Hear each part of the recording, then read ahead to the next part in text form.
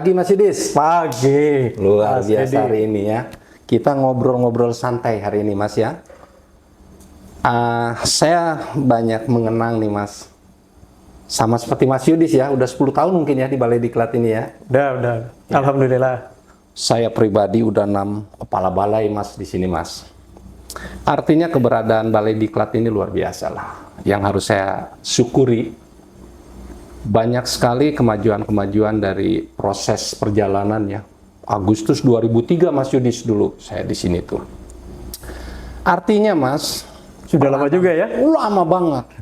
Artinya pengalaman perjalanan itu nggak semudah yang kita bayangkan. Artinya Balai Diklat bisa berdiri sampai sekarang, bermanfaat sampai sekarang, nggak terlepas dari peran stakeholder Mas. Dulu saya mengiang ya kata-kata stakeholder itu apa Mas ya. Tapi setelah perjalanan lama ya, oh ini loh stakeholder ini loh. Nah terkait stakeholder ini hari ini saya ingin banyak bicara nih, berbagi juga Mas Yudis ya. Karena pengetahuan saya terkait stakeholder ini nggak terlalu dalam. Namun alangkah baiknya cakap bincang hari ini terkait stakeholder ini memberikan manfaat Pak bagi podcast ya, podcast Balai Diklat Aparatur. Balai Diklat Aparatur Sukamandi ini. Baik, pertama Mas Yudis ya, jadi yang tadi saya bilang bahwa keberadaan Balai Diklat tidak terlepas dari stakeholder. Saya memahami stakeholder itu adalah pemangku kepentingan dulu ya, dalam mindset saya tuh berpikir, oh iya pemangku kepentingan, apa sih pemangku kepentingan? Mereka bisa mempengaruhi, juga bisa dipengaruhi, baik positif maupun negatif Mas ya, bagi pengambilan sebuah keputusan. Ini luar biasa bagi saya itu maknanya. Nah sekarang saya ingin sharing session aja Mas, karena Mas Yudis pun mengampu ya di PIM 4 ya terkait di materi tim efektif ya. Ya betul, ada, tim efektif. Menurut Mas Yudis sendiri Mas, sebagai bahan informasi atau sebagai bahan pengetahuan sharing yang akan didengar banyak orang nanti kalau podcast kita dilihat nih Mas ya. Amin. Manfaat ya Mas Edi. Iya. Apa sih sebetulnya stakeholder itu menurut kacamata Mas Yudis yang selama ini memangku lah, bahkan menginformasikan terkait keberadaan stakeholder dan kebermanfaatan stakeholder itu. Bisa mungkin berbagi Mas Yudis, silakan Mas. Oke, terima kasih Mas Edi, ini good question nih. Baru pertanyaan pertama tapi pertanyaannya bagus ya. Mas Edi, kalau kita bicara mengenai stakeholder dari referensi yang berapa saya baca ya Mas Edi ya. Iya. Jadi yang dimaksud kalau kita bicara what dulu nih.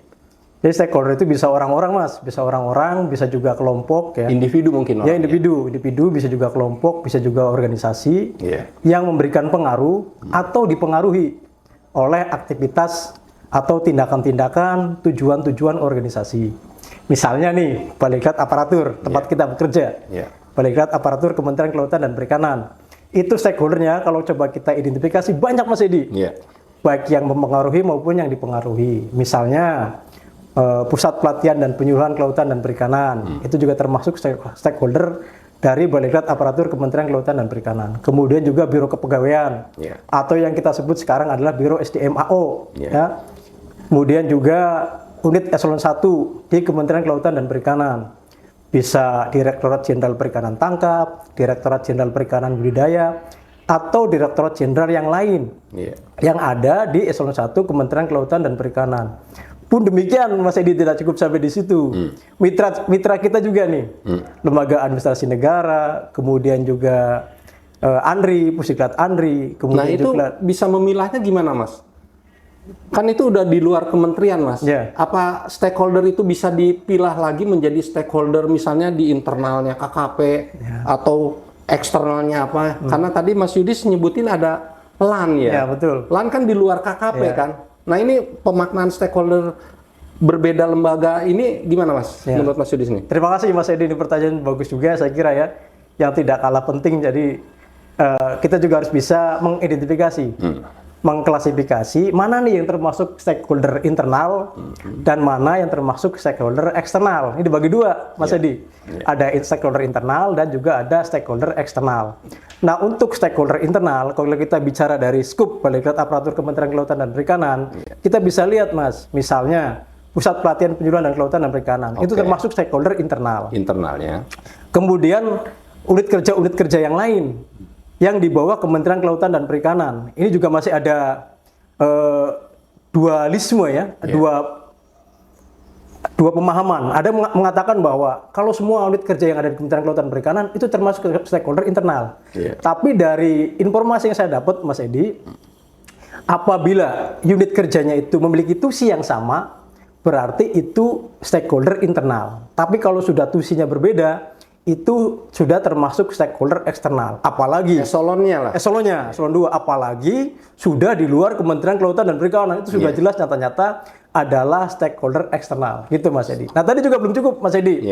Saya juga mau menyampaikan bahwa stakeholder itu tidak kita bicara mengenai kementerian atau KL yang ada di pusat ya.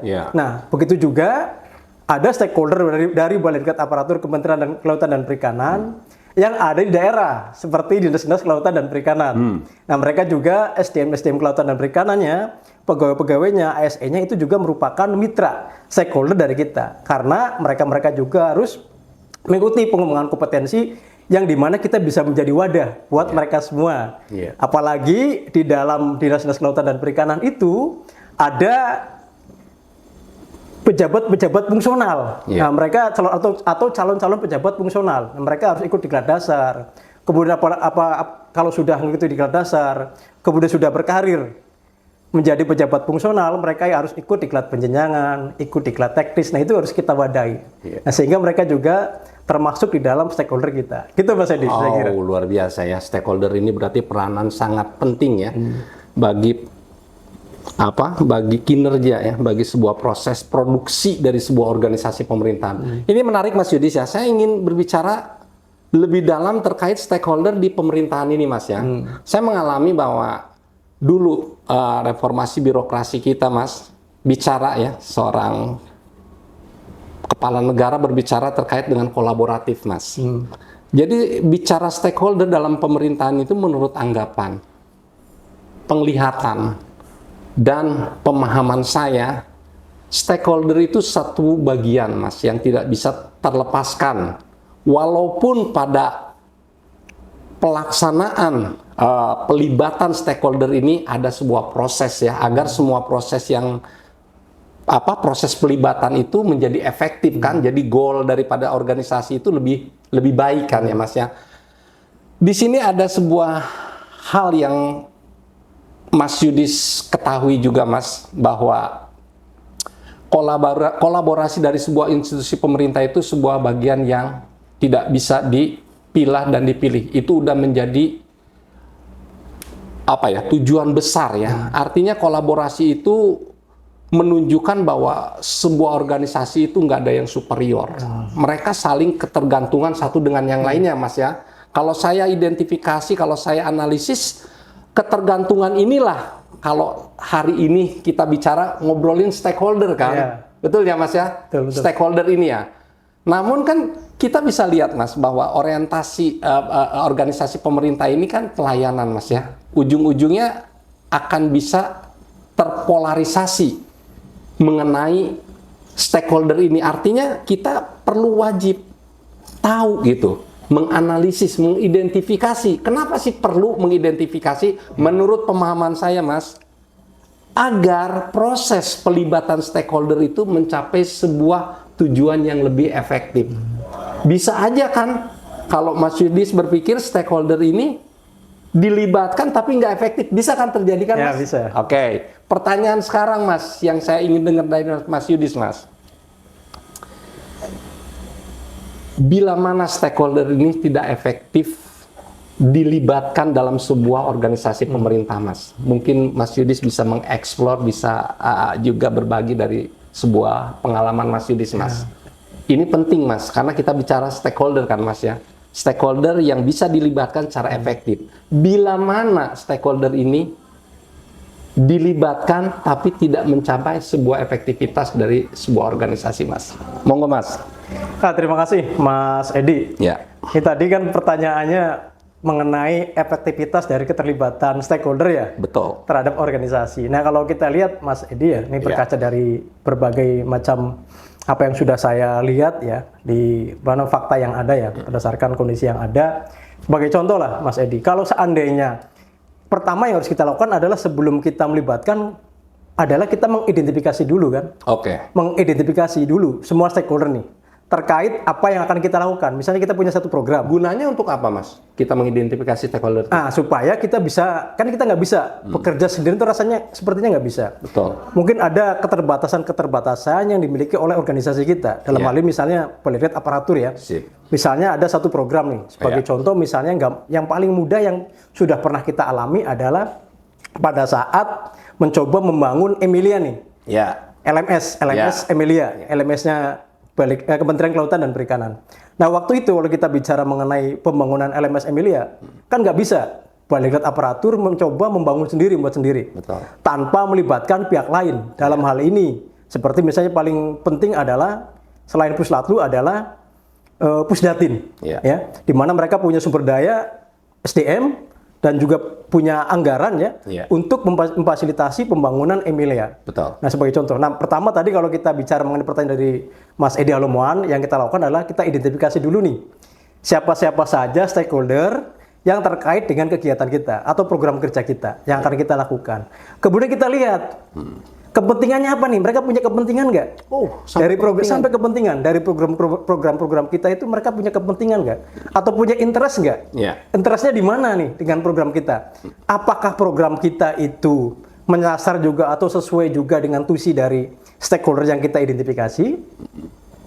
Kemudian pengaruhnya sejauh mana mereka stakeholder tersebut yang sudah kita identifikasi? Nah, setelah kita petakan, kemudian kita bisa mencoba untuk membuat peran. Kira-kira stakeholder yang sudah kita identifikasi itu perannya nanti di mana? Perannya apa saja? Kita akan libatkan dari sisi apa saja? Kalau sudah kita petakan seperti itu, kita sudah analisis dengan baik, tentunya tidak ada stakeholder yang mubazir ya dalam tanda kutip. Nggak efektif. Ya, nggak efektif. Pasti semua akan efektif, akan membantu program kerja yang akan kita lakukan. Saya kira itu Mas Edi. Luar biasa. Sebelum mengakhiri Mas, ada yang mau bisa disampaikan Mas untuk sesi bincang-bincang santai kita ini Mas, untuk organisasi kita Balai Diklat Aparatur Sukamandi. Ya, saya kira gini Mas Edi ya. Jadi dari obrolan ringan kita hari ini, tentunya semoga memberikan banyak manfaat ya. Amin, amin. Nah, bagaimana kita mencoba untuk mengidentifikasi stakeholder kita, kemudian menganalisis dan melibatkan semua stakeholder yang ada agar mau mensupport program-program kerja Polygrade aparatur Kementerian Kelautan dan Perikanan. Itu ya. Ya harapannya itu. Semoga memberikan manfaat buat semuanya. Betul. Pun demikian juga bagi pemirsa yang menyaksikan podcast kita hari ini. Amin. Kalau saya sih terakhir saya bicara Mas Yudis, mungkin internal harus solid, internal harus berkolaboratif, artinya saling melayani di dalam. Dan harapan ke depan permasalahan-permasalahan terkait pelatihan ini, mari kita identifikasi stakeholder yang bisa membantu, bisa mensupport ya, sehingga goal organisasi ini lebih baik lagi, lebih bermanfaat ya. Yang selama ini kita udah banyak bersyukur ya Mas Yudis ya, Balai Diklat hampir 20 tahun berarti berdiri Mas ya, 2003 Agustus sampai sekarang. Ini luar biasa Mas ya. Jadi harapan saya pun kita menjadi insan-insan yang bermanfaat nantinya melalui rumah besar kita Balai Diklat Aparatur Sukamandi dengan melakukan sebuah bentuk kolaborasi melalui identifikasi dan analisis stakeholder.